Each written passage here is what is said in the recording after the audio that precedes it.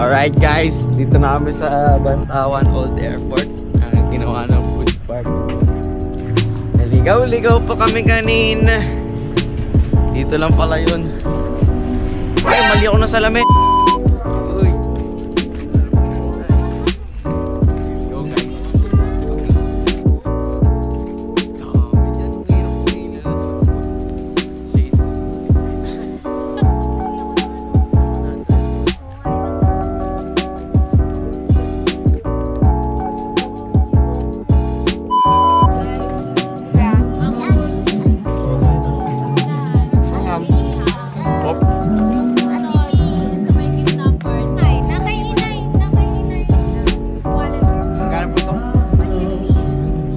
A few minutes later.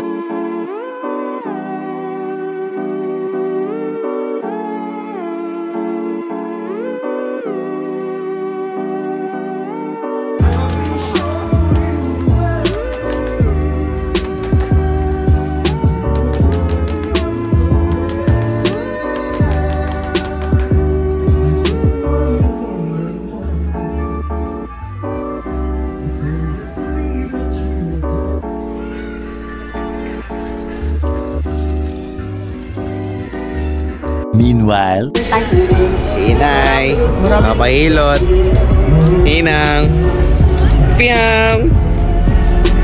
Papailot kayo. Oh, ano yan? Ano yan?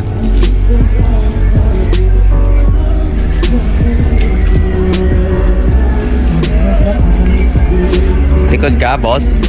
Yes, boy. Ulo ko, ulo. Sarap nyon.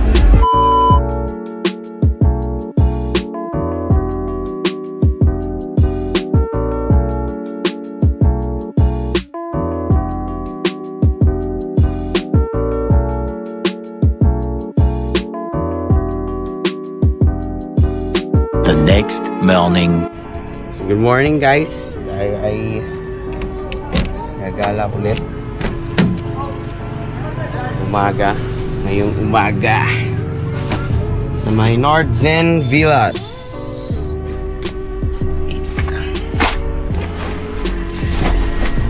May Nordzen Villas. Let's go.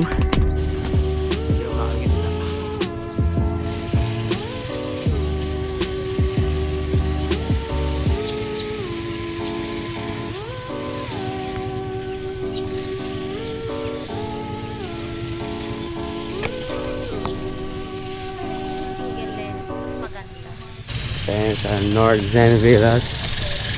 Bili na tayo ng ating food.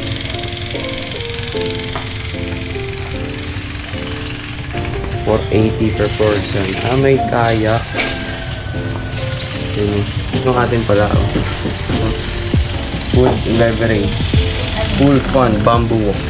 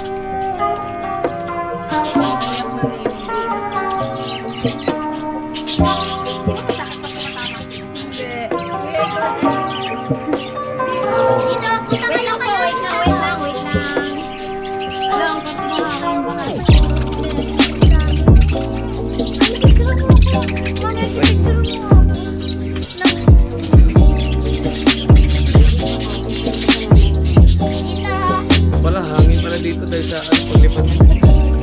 Yun yung sa akin.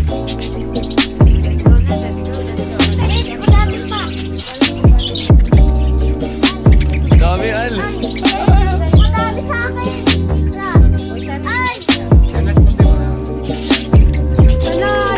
Uy, 5 sila, oh. Angat, 6. Uy, 7, 8. Uy.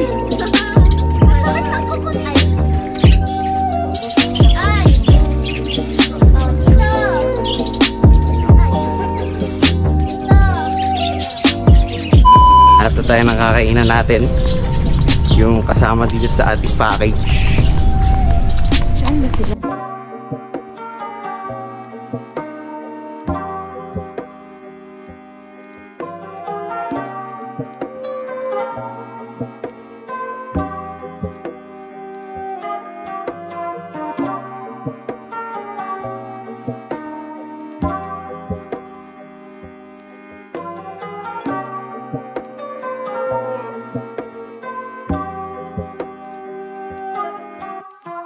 The next morning. Okay guys, pangalaw tour naman tayo. Kuya Ken is here. Kasi Kuya Ken. A few minutes later. Alright guys, nandito na tayo sa may Shell Station. Una sa pangalaw tour natin. Okay. Diretso na tayo, ma'am. Diretso lang. Okay. Suot. Oh.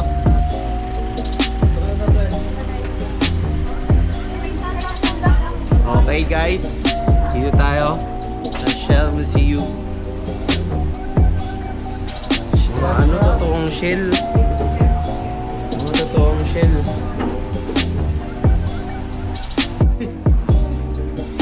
Ay.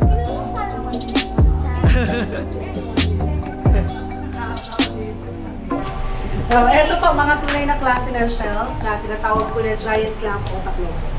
Ano po? Or Ano? taklobo. Taklobo. Yes. More than 1,000 years and then fossilized na po. Ay, parang simento. Bato yung itsura. Dito din galing sa Bohol at sa sobrang tagal ay nahukay po yan sa lupa malapit sa bundok. Dito po sa Bohol. Ibig sabihin, ang lugar na to ay maaari pong lubog. Kaya po, natatagpuan niya sa mga bundok. Lubog yung Bohol. Yes, Pangaea. Straight up na gigas. Giant. Yung seahorse na nasa tabi, gawa na lang po yan ha. Kasi maliliit lang mga seahorse, hindi po lumalaki ng ganyan na size. Pero the rest dyan, tunay. Yung seahorse lang talaga yun. Seahorse. Seahorse na lalaki ang nanganganak. Yes, exactly. At saka, yung mga iba-ibang kulay ng shells na yan na nasa baba, natural color po. Natural color yan, scallops. From Masbate and Iloilo na na-adopt nila yung kulay sa habitat at sa mga kinakain kaya nagkakakulay sila ng ganyan. So, eto yung tinatawag na Nautilus or also known as the fastest moving shell. So, sa lahat ng klase na shell, eto po, lumulutang ito. Para siyang octopus na may mga tentacles, kaya lumulutang sila. And also, pag ikakat ito into half, eto po yung makikita inside, na para siyang may propeller ng submarine. Ganda ano. So, ang tawag dito, chamber nautilus.